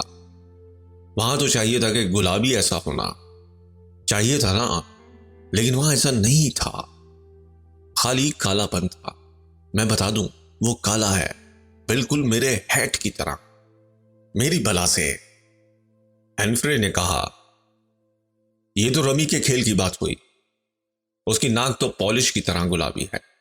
یہ ٹھیک ہے، فیرنسائڈ نے کہا، میں یہ بات جانتا ہوں، اور میں اس بارے میں کیا سوچتا ہوں تمہیں بتا دوں گا۔ ٹیڈی، وہ شخص چت کب رہا ہے، ایک جگہ کالا اور دوسری جگہ سفید، کہیں سفید دھبے ہیں کہیں کالے۔ وہ اس بات سے شرمسار ہے، وہ دوغلا ہے، اور اس کی جلد کا رنگ یکساں نہیں ہے، اس میں دھبے ہیں، کہیں سفید کہیں کالے، یہ رنگ مل نہیں پائے ہیں۔ میں نے اس طرح کی باتیں پہلے بھی سنی ہیں، یہ گھوڑوں میں اکثر ہوتا ہے، یہ تو ہر ایک دیکھ سکتا ہے۔ چیپٹر 4، مسٹر کس کی اجنبی سے ملاقات۔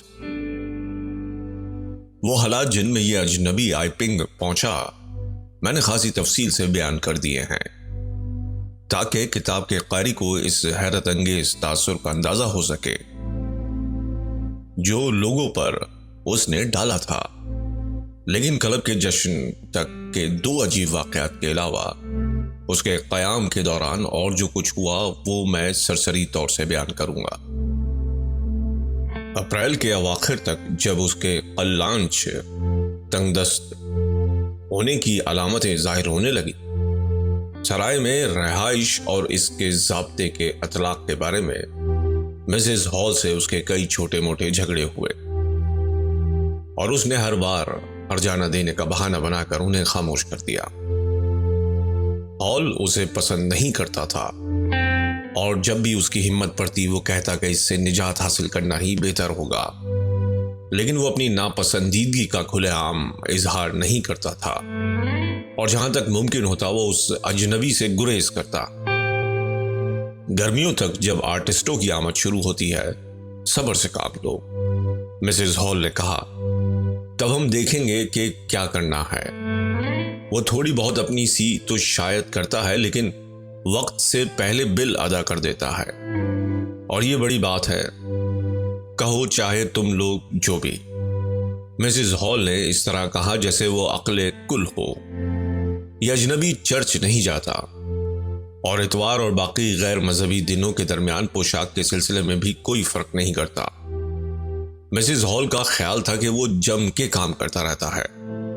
بعض دنوں میں تو وہ بس صبح صبح نیچے آتا ہے اور پھر دن بھر مسلسل مصروف رہتا ہے اور باقی دنوں میں دیر سے سو کر اٹھتا ہے۔ کمرے میں ایک سرے سے دوسرے سرے تک گھنٹوں غصے میں چکر لگاتا رہتا ہے اور اس کی آواز سنائی دیتی ہے۔ پائپ پیتا ہے، آتش دان کے سامنے آرام کرسی پر سوتا ہے۔ اس گاؤں کے باہر کی دنیا سے اس کا کوئی رابطہ نہیں۔ اس کے مزاج کے بارے میں کچھ بھی یقین سے نہیں کہا جا سکتا۔ وہ کہتی زیادہ تر ایسا لگتا ہے کہ وہ تقریباً ناقابل برداشت حد تک مشتعل ہے، اور یہ بھی لگتا ہے کہ وہ چیزوں کو توڑ پھوڑ رہا ہے، کاغذ پھاڑ رہا ہے اور اس پر تشدد اور غصے کا دورہ پڑا ہے۔ ایسا بھی لگتا ہے کہ وہ انتہائی درجے کے چڑچڑے پن کا مستقل طور پر شکار ہے۔ آہستہ آہستہ خود سے باتیں کرنے کی اس کی عادت میں روز بروز اضافہ ہو رہا ہے، لیکن غور سے سننے کے باوجود مسز ہال کی سمجھ میں نہ آتا۔ دن میں وہ شاذ ہی گھر کے باہر نکلتا، لیکن دھندلکے میں سردی ہو یا نہ ہو خود کو اس طرح اوڑھ لپیٹ کے نکلتا کہ کسی کو نظر نہ آئے، اور سیر کے لیے ایسا راستہ اپنا تھا جو زیادہ سے زیادہ سنسان ہو، درختوں سے ڈھکا ہوا ہو اور کھیتوں کے پاس ہو۔ اس کا دھوپ کے چشمے اور پٹیوں میں چھپا ہوا چہرہ جس پر ہیٹ کا چھپر چھایا ہوتا، دو ایک گھر لوٹتے مزدوروں کو اندھیرے سے روشنی میں یکایک آتے وقت نظر آ جاتا تو انہیں اچھا نہ لگتا۔ ایک رات ٹھیک 9:30 بجے اسکارلیٹ کوٹ سے شاید نشے کے عالم میں باہر نکلتے ہوئے ٹیڈی ہینفرے کی اس کے کھوکھلی کھوپڑی نما سر پر سرائے کے دروازے کے یکایک کھلنے کے سبب پیدا ہونے والی روشنی میں نظر پڑی تو وہ خوف زدگی کی شرمندگی سے دوچار ہو گئے، اور وہ بچے جو اسے اترتی ہوئی رات کے اندھیرے میں دیکھ لیتے رات کو برے برے خواب دیکھتے، اور یہ تو نہیں کہا جا سکتا کہ وہ اس سے زیادہ نفرت کرتے ہیں یا ان سے، لیکن یہ بات یقینی ہے کہ دونوں ایک دوسرے کو ناپسند کرتے۔ یہ بات تو یقینی ہے کہ اس طرح کی شکل و صورت کے شخص پر آئپنگ ایسے گاؤں میں ہر وقت باتیں ہوا کرتی۔ اس کے کام اور مصروفیت کے بارے میں لوگ الگ الگ طرح کے خیالات کا اظہار کرتے۔ اس سلسلے میں مسز ہال حساس تھی۔ ان سے کوئی پوچھتا تو وہ انتہائی محتاط طور سے وضاحت کرتی کہ اجنبی تجرباتی محقق ہے جو غیر واضح اشارات کی نہایت احتیاط سے تحقیق کر رہا ہے، اور اسے ہر وقت ڈر لگا رہتا ہے کہ کہیں کوئی غلطی نہ ہو جائے۔ اور جب ان سے پوچھا جاتا کہ تجرباتی محقق کیا ہوتا ہے تو وہ ایک طرح کے احساس برتری کے ساتھ کہتی کہ یہ بات زیادہ تر پڑھے لکھوں کو معلوم ہوتی ہے، اور پھر وضاحت کرتی کہ وہ اشیاء کو دریافت کرتا ہے۔ کوئی پوچھتا تو وہ کہتی کہ اس کا مہمان ایک حادثے کا شکار ہو گیا ہے جس سے اس کا چہرہ اور ہاتھ عارضی طور پر بدرنگ ہو گئے ہیں، اور چونکہ وہ حساس قسم کا انسان ہے اس لیے نہیں چاہتا کہ لوگ اس بات سے واقف ہوں، لیکن ان کی عدم موجودگی میں لوگ عام طور سے کہتے ہیں کہ وہ کوئی مجرم ہے جو عدالتی کارروائی سے بچنے کے لیے خود کو پوری طرح چھپائے رکھتا ہے تاکہ پولیس کی نگاہ اس پر نہ پڑے۔ اس خیال کا اظہار سب سے پہلے ٹیڈی ہینفرے نے کیا تھا۔ اس دوران یعنی وسط یا اواخر فروری سے اب تک لوگوں کو کسی بڑی یا چھوٹے مجرمانہ واقعے کا علم نہ تھا۔ نیشنل اسکول کے عارضی اسسٹنٹ مسٹر گاؤلڈ کے دماغ میں یہ نظریہ اس شکل میں پروان چڑھا کہ یہ اجنبی کوئی حکومت مخالف نیراجی انارکسٹ ہے جو بھیز بدلے ہوئے ہے اور آتش گیر مادہ تیار کر رہا ہے تاکہ موقع ملتے ہی اس کا استعمال کر سکے۔ انہوں نے طے کیا کہ اپنے فرصت کے اوقات میں وہ اس سلسلے میں جاسوسی کریں گے۔ مسٹر گاؤلڈ کو یہ اجنبی جب بھی نظر آ جاتا وہ اس کو بہت غور سے دیکھتے اور ان لوگوں سے جنہوں نے اسے کبھی نہ دیکھا تھا ایسے سوالات پوچھتے جن سے اس کے بارے میں کچھ سراغ لگ سکے، لیکن انہیں کچھ بھی پتہ نہ لگ سکا۔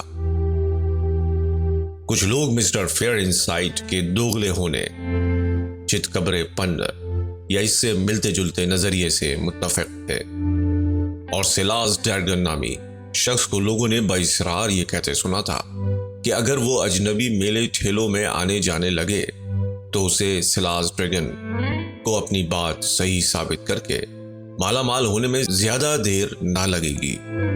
وہ چونکہ کچھ مذہبی قسم کا تھا، اس لیے اجنبی کا موازنہ کسی ایسے شخص سے کرتا جسے خدا نے ایک ہی ہنر سے نوازا ہو۔ ایک نظریہ یہ تھا کہ وہ ایک بے ضرر سا پاگل ہے، اور اس خیال کی خوبی یہ تھی کہ اس معیار سے اس کی ساری باتیں ٹھیک ٹھاک معلوم ہوتی تھی۔ ان خیالات کے حامل گروپوں میں ایسے لوگ بھی تھے جو کبھی ادھر ہوتے کبھی ادھر، اور وہ بھی جو کسی بات پر قائم نہ رہتے۔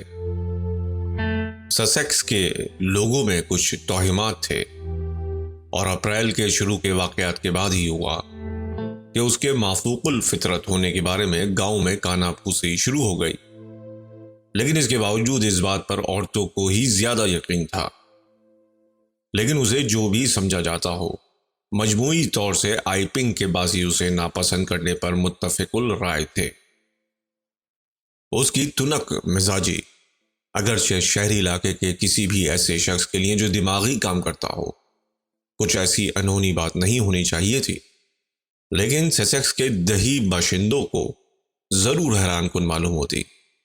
اشاروں ہی اشاروں میں اس کی بدحواس اور مضطرب خود کلامی سے وہ اکثر حیران و پریشان ہو جاتے۔ رات ہوتے ہی سر آگے کو نکالے ہوئے اس کی چہل قدمی، جس کی وجہ سے لوگ خود کو کونوں خدروں میں دھکیل دیتے، طرح طرح کی غیر انسانی حرکتوں اور استعجابات کی مار جو لوگوں کو سہنا پڑتی، اور شام کے دھندلکے کی اس کی پسندیدگی جس کی وجہ سے لوگ دروازے بند کر لیتے، کھڑکیوں کے پردے کھینچ دیے جاتے، قندیلیں اور لیمپ بجھا دیے جاتے۔ ان باتوں کو بھلا کون پسند کرتا؟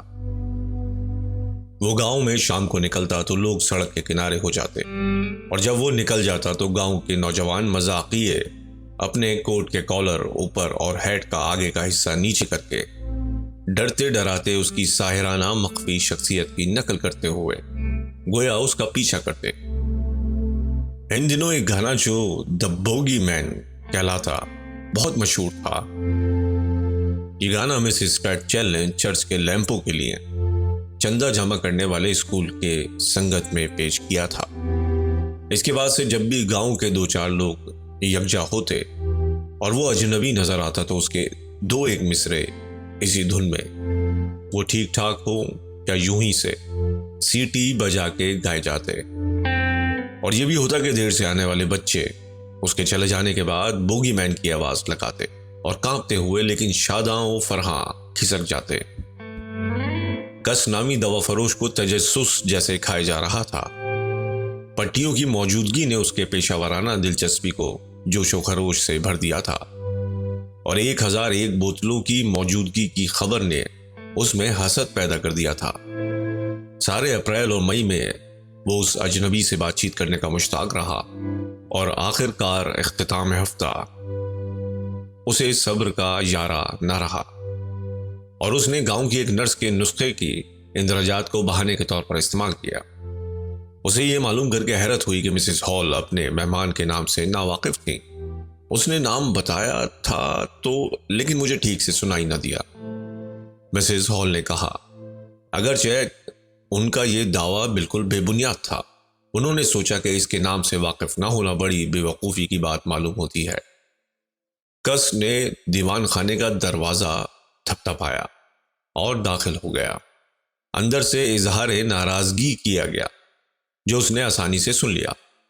مداخلت کے لیے معاف فرمائیے، کس نے کہا، اور پھر دروازہ بند ہو گیا، جس کے سبب بات کی گفتگو مسز ہال سن نہ سکی۔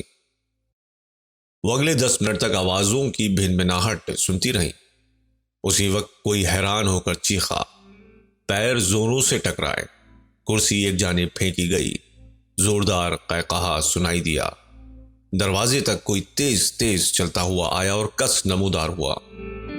اس کا چہرہ سفید ہو رہا تھا اور گردن موڑ کے وہ کسی کو دیکھے جا رہا تھا۔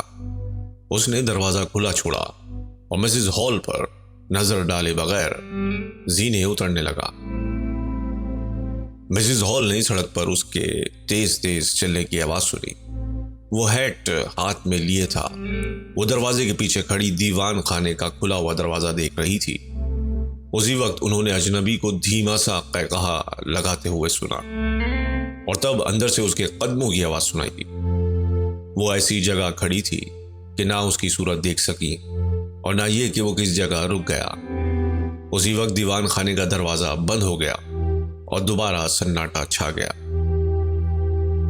کس سیدھا گاؤں کے پادری کے پاس گیا۔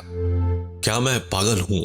اس نے پادری کے مطالعے کے کمرے میں جو ابتر حالت میں تھا داخل ہوتے ہوئے بغیر کسی تمہید کے کہا۔ کیا میں پاگل نظر آتا ہوں؟ کیا ہوا؟ پادری نے قلم جس سے وہ منتشر اوراق پر اپنا اگلا آواز لکھ رہے تھے کاغذ پر رکھتے ہوئے پوچھا۔ سرائے کا وہ شخص؟ ہاں، مجھے کچھ پینے کو دو، کس نے کہا اور بیٹھ گیا۔ معمولی قسم کی شیری ہی پادری کے پاس تھی اور اس کا ایک گلاس پی کر جب اس کے ہوش و حواس بجا ہوئے تو اس نے اجنبی سے اپنی ذرا دیر قبل کی ملاقات کے بارے میں بتایا۔ میں کمرے میں داخل ہوا، اس نے پریشانی کے عالم میں منہ کھولا اور نرس فنڈ کے لیے اسے چندہ مانگا۔ اس وقت جب میں کمرے میں داخل ہوا اس نے اپنے ہاتھ جیبوں میں ٹھونس رکھے تھے۔ وہ کرسی میں دھپ سے بیٹھ گیا۔ اس نے ناک سے سوسو کیا۔ میں نے اس سے کہا کہ مجھے معلوم ہے آپ سائنسی معاملات میں دلچسپی لیتے ہیں۔ اس نے کہا ہاں۔ ناک دوبارہ سڑسڑائی۔ وہ مسلسل چھینکتا رہا۔ معلوم ہوتا تھا کہ حال ہی میں اسے سخت نزلہ ہو گیا ہے اور اس لیے وہ اس قدر اوڑھے لپیٹے ہے۔ میں نے نرس کے کام کے سلسلے میں تفصیل سے بتایا اور اس سارے دوران میں نے اپنی آنکھیں کھلی رکھی۔ بوتلیں، طرح طرح کے کیمیکل ہر طرف نظر آ رہے تھے، ترازو، ٹیسٹ ٹیوب جو اسٹینڈ پر لگے تھے اور شام کے بسنتی گلاب کی خوشبو۔ کیا آپ مالی تعاون کریں گے؟ اس نے کہا۔ سوچوں گا۔ میں نے اس سے صاف صاف پوچھا کہ کیا آپ تحقیقات کر رہے ہیں؟ اس نے کہا ہاں، کوئی ایسی تحقیق جس میں خاصا وقت لگے گا۔ وہ جھنجلا گیا۔ ہاں، ایک مردود لمبی تحقیق و تفتیش، اس نے پھٹ پڑنے کے انداز میں کہا۔ اچھا، میں نے کہا۔ معلوم ہوا وہ غصے میں ہے۔ وہ سخت غصے میں تھا اور میرے اس سوال نے تو جیسے اسے غضبناک کر دیا۔ اسے کسی نے ایک فارمولہ دیا تھا، بہت قیمتی فارمولہ، لیکن اس کے بارے میں وہ کسی کو کچھ بتائے گا نہیں۔ کیا اس کا تعلق علم طب سے ہے؟ تمہاری بلا سے۔ تم آخر پتہ کیا لگانا چاہتے ہو؟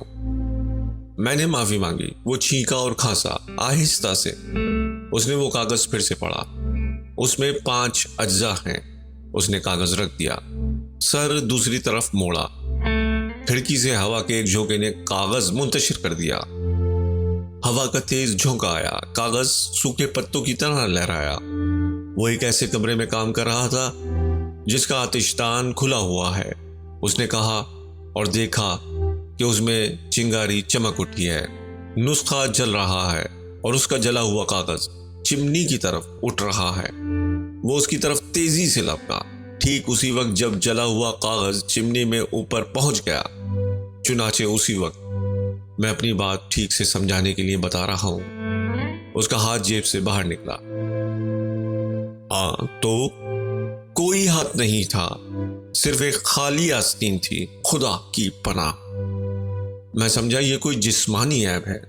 مجھے خیال ہوا کہ اس کا ہاتھ کارک کا بنا ہوا ہے اور وہ اس نے نکال کے رکھ دیا ہے۔ پھر مجھے خیال آیا کہ اس میں کچھ گڑبڑ ہے۔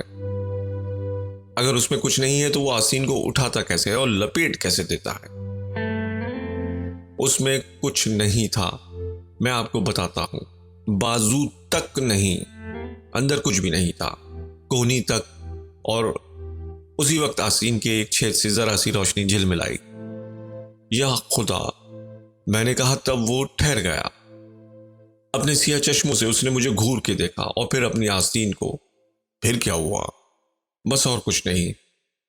وہ ایک لفظ بھی نہیں بولا۔ بس گھونٹتا رہا اور اس نے جلدی سے اپنی آستین جیب میں رکھ لی۔ میں کہہ رہا تھا، اس نے کہا کہ آتش دان میں فارمولہ جل رہا تھا، ٹھیک ہے نا؟ یہ کہتے کہتے وہ کھانسا جیسے کوئی کچھ پوچھ رہا ہو۔ یہ کیسی غضب کی بات ہے؟ میں نے کہا کہ تم خالی آستین کو ادھر ادھر کر لیتے ہو اتنی آسانی سے۔ خالی آستین؟ ہاں، میں نے کہا خالی آستین۔ یہ خالی آستین ہے؟ تمہیں یہ آستین خالی نظر آتی ہے؟ وہ فوراً کھڑا ہو گیا، میں بھی کھڑا ہو گیا۔ وہ دھیرے دھیرے 3 قدم بڑھاتے ہوئے میرے قریب آیا اور بالکل میرے پاس کھڑا ہو گیا۔ اس نے ایک بھاری سانس اندر لی۔ میں ذرا سا پیچھے نہ ہٹا۔ میری سمجھ میں نہیں آیا کہ اس کا ہاتھ جو پٹیوں سے لپٹے ہوئے لٹو کی طرح کا ہو گیا تھا اور اس کے بار بار پلکوں کے جھپکنے سے میں جانے کیسے یہ سمجھا کہ یہ ہاتھ چپ چپاتے اگر میری طرف بڑھے تو اس میں پریشانی کی کیا بات ہے۔ تم نے کہا کہ وہ ایک خالی آستین تھی۔ اس نے کہا، یقیناً۔ میں نے کہا، خطرہ تو اس وقت محسوس ہوتا ہے جب کوئی شخص ایک لفظ بھی کہے بغیر تمہیں گھور رہا ہو، اس کا چہرہ پٹیوں سے لپٹا ہوا نہ ہو اور وہ دھوپ کا چشمہ نہ لگائے ہو۔ اس نے نہایت خاموشی سے اپنی آستین جیب سے دوبارہ باہر نکالی اور اپنا بازو میری طرف بڑھایا جیسے کہ وہ اسے مجھے دوبارہ دکھائے گا۔ اس نے یہ کام بہت دھیرے دھیرے کیا، یہاں تک کہ اس کی کلائی میرے چہرے سے 6 انچ دور رہ گئی۔ کسی خالی آستین کو اس طرح اپنی طرف بڑھتے ہوئے دیکھنا بہت حیرت کی بات تھی۔ اور پھر اچھا، مجھے محسوس ہوا کسی چیز نے جو بالکل انگلیوں اور انگوٹھوں کی طرح تھی میری ناک دبائی۔ پادری ہنسنے لگا اور وہاں کچھ بھی نظر نہیں آ رہا تھا۔ کس نے کہا، اور وہاں کہتے ہی اس کی آواز چیخ میں تبدیل ہو گئی۔ اس پر آپ کا ہنسنا ٹھیک ہے، لیکن میں اس قدر حواس باختہ ہو گیا تھا کہ میں نے اس کی کلائی پر زور سے مکہ مارا، مڑا اور کمرے سے باہر نکل آیا، اسے وہیں چھوڑ کر۔ کس خاموش ہو گیا۔ اس کے خوف و ہراس پر شبہ کرنے کا کوئی سبب نہ تھا۔ بے کسی کے انداز میں اس نے اپنا رخ بدلا اور نہایت شریف پادری کی سستی شیری کا دوسرا گلاس چڑھا گیا۔ میں نے جب اس کی کلائی پر مکہ مارا، کس نے کہا، مجھے بالکل ایسا لگا جیسے کسی کے بازو پر میرا مکہ پڑا ہو، اور وہاں کوئی بازو نظر نہ آ رہا تھا۔ وہاں بازو کا نام و نشان تک نہ تھا۔ پادری نے مسئلے پر غور و خوض کیا۔ اس نے کس کو شک و شبے سے دیکھا۔ یہ ایک بے حد شاندار کہانی ہے، پادری نے کہا۔ وہ اس وقت بہت ہوشمند اور سنجیدہ لگ رہا تھا۔ اس نے فیصلہ کن طریقے سے کہا، یہ ایک غیر معمولی دلچسپ کہانی ہے۔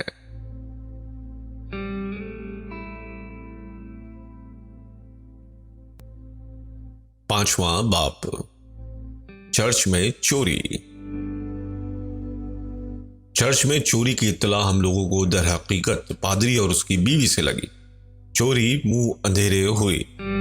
وہ دن آئپنگ میں کلب کے جشن کے لیے وقت تھا۔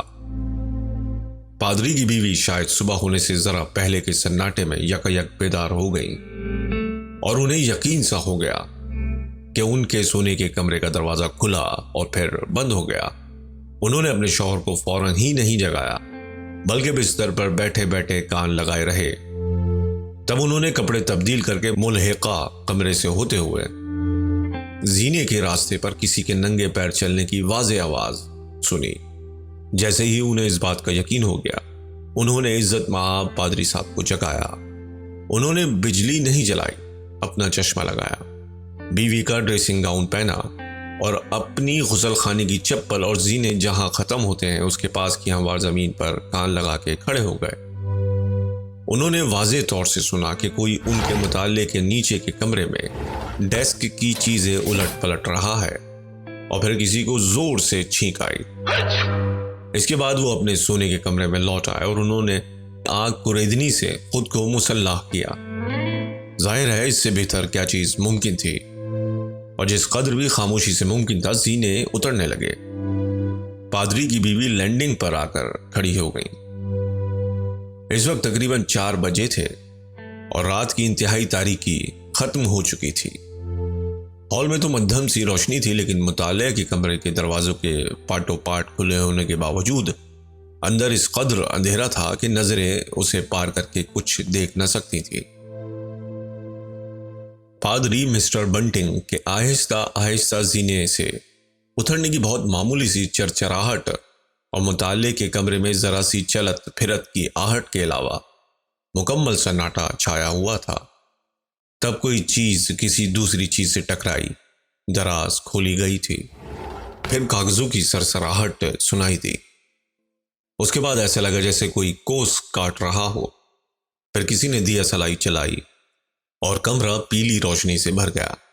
اب پادری مسٹر بنٹنگ ہال میں تھے، اور اگرچہ دروازے کی طرف سے انہیں کھلی ہوئی ڈیسک اور اس پر جلتی ہوئی موم بتی تو نظر آ رہی تھی، لیکن کوئی چور انہیں نظر نہیں آیا۔ وہ ہال میں کھڑے رہے، یہ فیصلہ کیے بغیر کہ اب کیا کرنا ہے، اور مسز بنٹنگ، جن کا چہرہ سفید اور پرعزم معلوم ہوتا تھا، شوہر کے پیچھے پیچھے زینے اتر آئیں۔ ایک بات جس کے سبب مسٹر بنٹنگ کا عزم و حوصلہ قائم رہا، ان کا یہ یقین تھا کہ ہو نہ ہو چور ہے اسی گاؤں کا۔ اب انہوں نے روپوں کی کھنکھناہٹ سنی اور اس نتیجے پر پہنچے کہ چور اس جگہ پہنچ گیا ہے جہاں چھٹ پٹ اخراجات کے روپے رکھے جاتے ہیں، کل 2 پاؤنڈ کے 10 سکے۔ یہ آواز سن کر پادری مسٹر بنٹنگ نے فوری اقدام کی جرات کی۔ پوکر کو مضبوطی سے پکڑ کے وہ کمرے میں داخل ہوئے اور پیچھے پیچھے مسز بنٹنگ۔ ہتھیار ڈال دو، انہوں نے ڈپٹ کے کہا، اور پھر حیران و پریشان کھڑے رہ گئے۔ بظاہر کمرے میں کوئی نہ تھا، لیکن ان کا یقین کہ انہوں نے اسی لمحے کمرے میں کسی کی ایک جگہ سے دوسری جگہ جانے کی آواز سنی تھی بالکل پختہ تھا۔ شاید آدھے منٹ تک وہ منہ پھاڑے کھڑے رہے۔ پھر پادری کی بیوی مسز بنٹنگ نے کمرے کے دوسری جانب جا کر پردے کے پیچھے دیکھا، اور پادری مسٹر بنٹنگ نے اضطرابی طور پر ڈیسک کے نیچے جھک کر، اس کے بعد مسز بنٹنگ نے کھڑکیوں کے پردے کھول دیے۔ پھر مسٹر بنٹنگ نے چمنی میں جھانکا اور پوکر سے اسے ٹٹولا۔ اس کے بعد مسز بنٹنگ نے ردی کی ٹوکری کی جانچ پرکھ کی اور مسٹر بنٹنگ نے کوڑے دان کا ڈھکن کھولا۔ اس کے بعد انہوں نے ساری کارروائی روک دی اور ان کی آنکھیں ایک دوسرے سے سوال کرتی رہیں۔ میں تو قسم کھا سکتا تھا، مسٹر بنٹنگ نے کہا۔ اور قندیل، مسز بنٹنگ نے کہا، قندیل کس نے روشن کی؟ دراز، مسٹر بنٹنگ نے کہا، اور روپیہ سارا غائب ہو گیا۔ وہ تیزی سے دروازے تک گئیں، اور بے حد حیرت خیز واقعہ، راہداری میں کوئی بہت زور سے چھینکا۔ وہ دونوں تیزی سے باہر نکلے، اور تبھی کسی نے باورچی خانے کا دروازہ دھڑ سے بند کیا۔ قندیل لاؤ، مسٹر بنٹنگ نے کہا، اور آگے بڑھے۔ دونوں نے چٹخنیوں کے جلدی جلدی کھولے جانے کی آواز سنی۔ باورچی خانے کا دروازہ کھولتے ہی مسٹر بنٹنگ نے اس جگہ سے جہاں برتن دھوئی جاتے ہیں دیکھا کہ پیچھے کا دروازہ بس کھل ہی رہا تھا، اور صبح صبح کی مدھم روشنی میں باہر کی بغیا کی بڑی بڑی چیزیں نظر آ رہی تھی۔ مسٹر بنٹنگ کو یقین تھا کہ کوئی چیز باورچی خانے سے باہر نہیں گئی ہے۔ دروازہ کھلا، تھوڑی دیر تک کھلا رہا اور پھر زوردار آواز کے ساتھ بند ہو گیا۔ اسی وقت قندیل جو مسز بنٹنگ مطالعے کے کمرے سے ہاتھ میں لیے ہوئی تھی جھلملائی اور بھڑک کر بجھ گئی۔ یہ ان کے باورچی خانے میں داخل ہونے سے 1 منٹ پہلے کی بات ہے۔ باورچی خانہ خالی پڑا تھا۔ انہوں نے پیچھے والے دروازے کی چٹخنی کو دوبارہ کس کے لگایا۔ باورچی خانہ، نعمت خانہ اور اس جگہ کا جہاں برتن دھوئے جاتے ہیں اچھی طرح سے معائنہ کیا۔ گھر کی انہوں نے خوب تلاشی لی، لیکن وہاں کوئی زیہ روح نہ ملا۔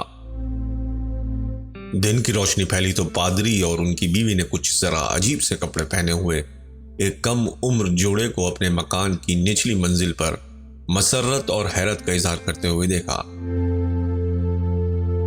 جبکہ کچھ دھواں دیتی ہوئی موم بتی کی پھڑپڑاتی ہوئی لو کی روشنی کچھ بہت ضروری بھی نہ تھی۔ چیپٹر 6 فرنیچر جو پاگل ہو گیا۔ اب وچ منڈے کی صبح صبح قبل اس کے کہ ملی کی دن بھر کے لیے چھٹی کر دی جائے، مسٹر اور مسز ہال سو کے اٹھے اور بے آواز قدموں سے چلتے ہوئے نیچے کے شراب خانے میں گئے۔ وہ وہاں ایک ذاتی کام سے گئے تھے اور انہیں اپنی بیئر کی مخصوص شدت کا اندازہ تھا۔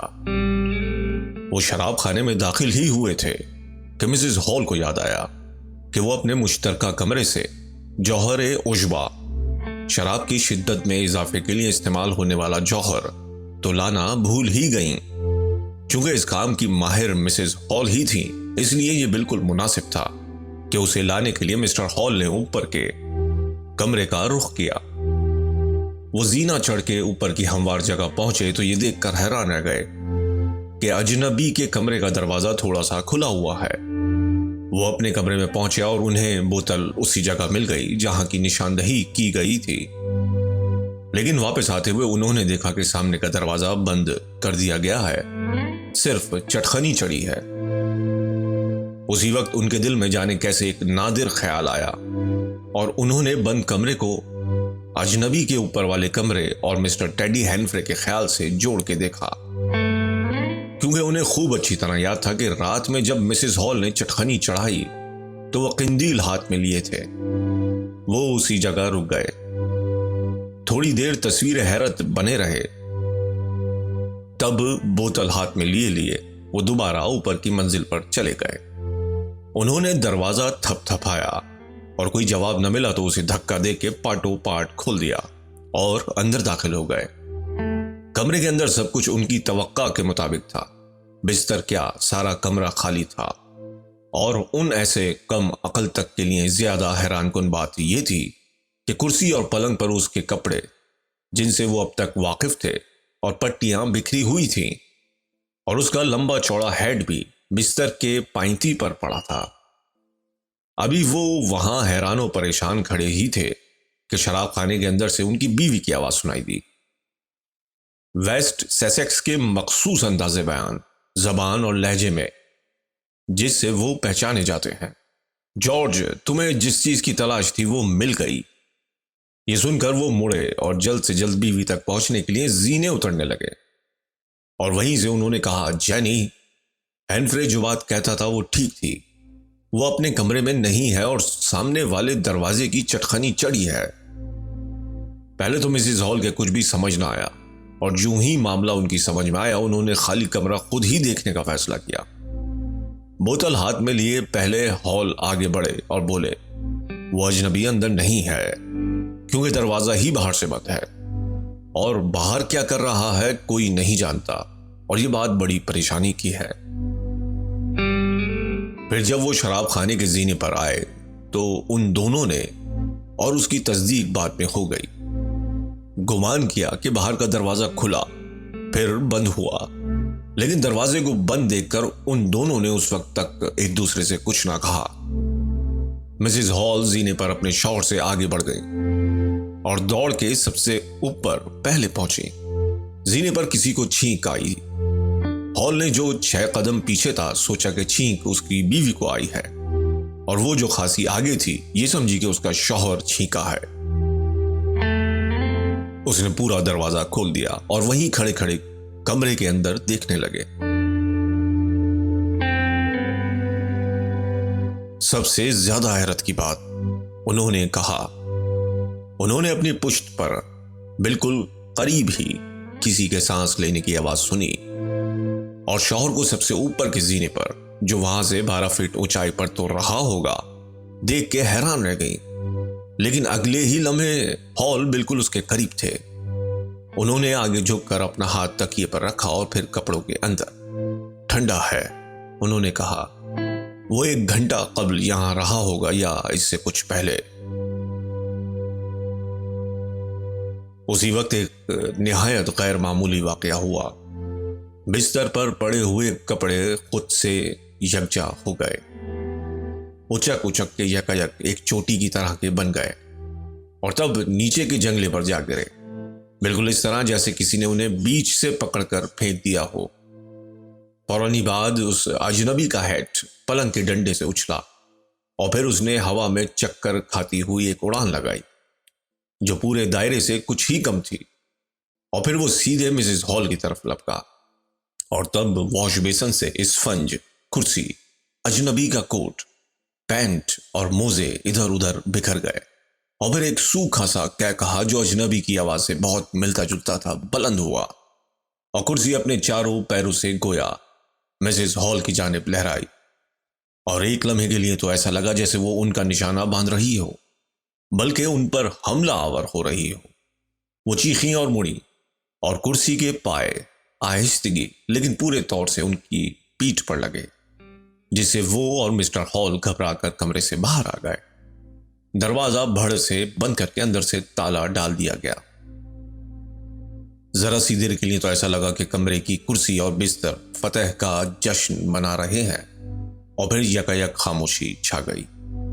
زینے کے پاس کی ہموار زمین پر مسز ہال مسٹر ہال کے بازو میں تقریباً بے ہوشی کے عالم میں تھیں۔ مسٹر ہال اور ملی، جسے مسز ہال کی مدد کی چیخوں اور خطرے کی پکاروں نے بیدار کر دیا تھا، انتہائی مشکل سے انہیں نیچے لے آئے، اور ان حالات میں جو صحت بخش دوائیں دی جا سکتی ہیں وہ دے دی گئی۔ یہ بھوت پریت ہے، مسز ہال نے کہا۔ میں جانتی ہوں یہ بھوت پریت ہے، میں نے اخبار میں پڑھا ہے۔ میزیں اور کرسیاں کودتی پھاندتی اور رقص کرتی ہوئی۔ جینی، ایک قطرہ دوا اور لے لو، ہال نے کہا، اس سے تمہیں سکون ملے گا۔ اسے باہر کر کے تالا لگا دو، مسز ہال نے کہا، اسے دوبارہ اندر نہ آنے دو۔ مجھے تھوڑا بہت اندازہ تھا، باقی معلوم ہو جاتا۔ اس کی پھٹی پھٹی بھیانک آنکھیں اور پٹیوں میں لپٹا ہوا سر، اور اتوار کو چرچ نہ جانا، اور اس کی اتنی بہت سی بوتلیں جو کسی کے پاس نہیں ہونی چاہیے۔ اس نے فرنیچر میں روحیں بھر دی ہیں، میرا نہایت عمدہ پرانا فرنیچر۔ یہی تو وہ کرسی ہے جس میں میری پیاری ماں بیٹھا کرتی تھی ان دنوں جب میں چھوٹی سی بچی تھی، اور اب یہ سوچنا کہ وہ کرسی میرے خلاف اٹھ کھڑی ہوگی۔ جینی، ایک قطرہ دوا اور پی لو، ہال نے کہا۔ ابھی تمہاری خود اعتمادی بحال نہیں ہوئی ہے۔ انہوں نے ملی کو 5 بجے کی سنہری دھوپ میں مسٹر سینڈی واڈگرس نامی لوہار کو جگانے کے لیے سڑک پر بھیجا۔ مسٹر ہال کا سلام دینے اور یہ بتانے کے لیے کہ اوپر کے کمرے کا فرنیچر عجیب عجیب طرح کی حرکتیں کر رہا ہے، کیا وہ ادھر آ سکیں گے؟ مسٹر واڈگرس بڑے باخبر اور معلوماتی شخص ہیں۔ جی ہاں، وہ بڑے گنی آدمی ہیں اور بہت بارسوخ بھی۔ مسٹر واڈگرس نے اس معاملے کو بہت گمبھیر طریقے سے دیکھا۔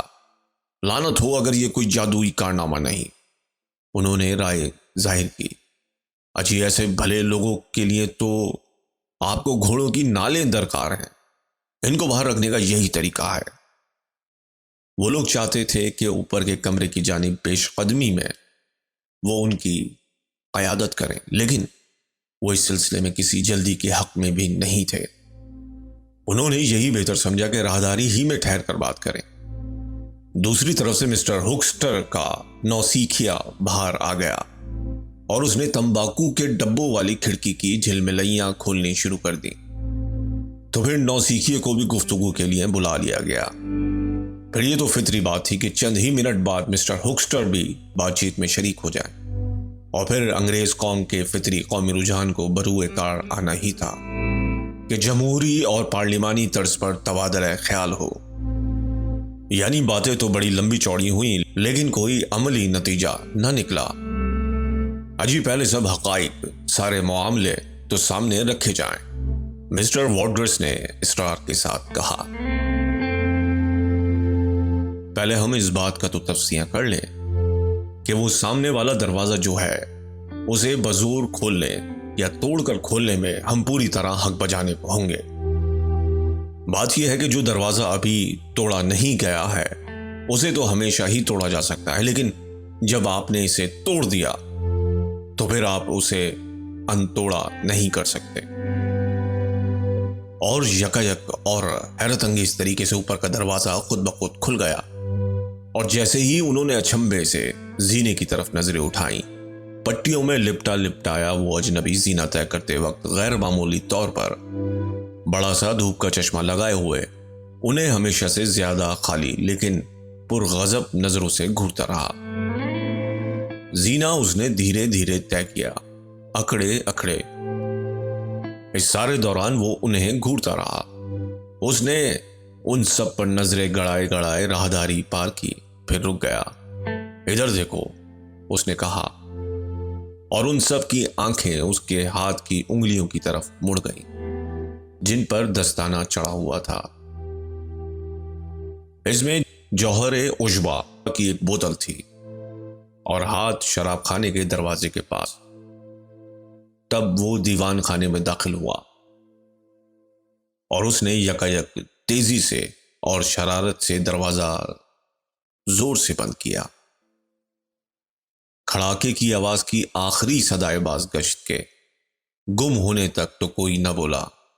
وہ ایک دوسرے کو گھورتے رہے۔ پھر مسٹر وارڈگرس نے کہا، اگر یہ بات سب چیزوں کا سفایا نہ کر دے تو؟ اس معاملے کے دوسرے امکان کو انہوں نے بیان نہ کیا۔ میں کمرے میں جا کر اس بارے میں اس سے پوچھوں گا، وارڈگرس نے ہال سے کہا۔ میں جواب طلب کروں گا۔ مالکہ مکان کے شوہر کو اس پر راضی کرنے میں کچھ وقت لگا۔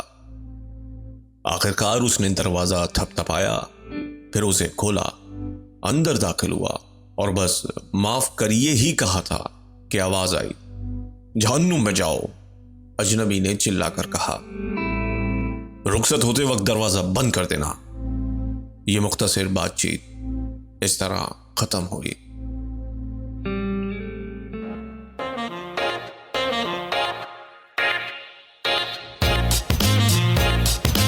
ناول کا بقیہ حصہ سننے کے لیے اگلی پوسٹ ملاحظہ فرمائیے۔ شکریہ۔